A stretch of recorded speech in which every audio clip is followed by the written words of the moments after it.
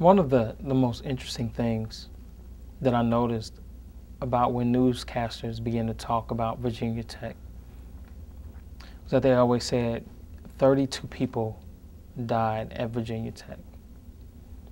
And I always thought that that was odd because the truth is 33 people died at Virginia Tech. And I believe the gunman was probably the first victim of that whole scenario.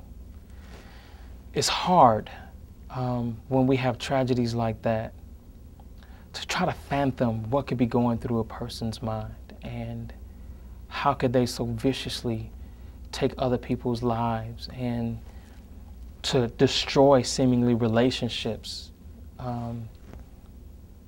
And yet my thoughts was about this young man's parents, and I don't have any children, but I think that all parents raise children with hopes and aspirations and dreams for their child, and it was taken away for them too.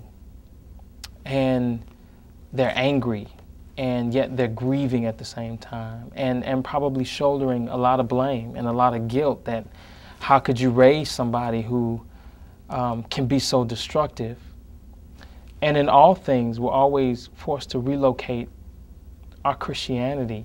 And the complicated thing about the grief of America with this was that he killed himself.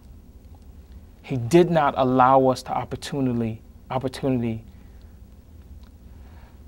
for revenge.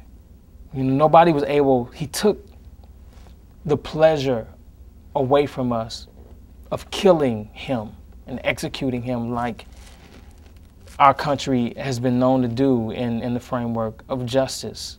And so there is no closure, seemingly. There's no closure for this. And yet the only place we can find peace is to understand how the church is so relevant, because the church is the only place where man's heart can be made new again.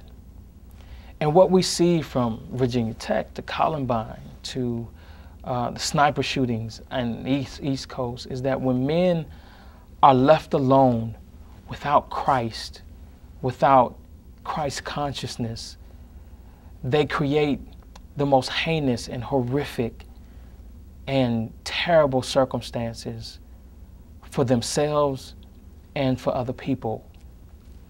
And so we live in extraordinary times. Our eyes are open to witness very extraordinary, historic things. And the question is, how do we respond and how do we heal ourselves? And that is why I so believe that the church, no matter what its failures of the past, no matter our frailties and our faults that presently serve us, and no matter what the shortcomings in our future, the church is the one place where people come together and they matter. And they evolve into something beautiful through their understanding of Christ. So we have a lot of work to do, but I believe God is going to help us.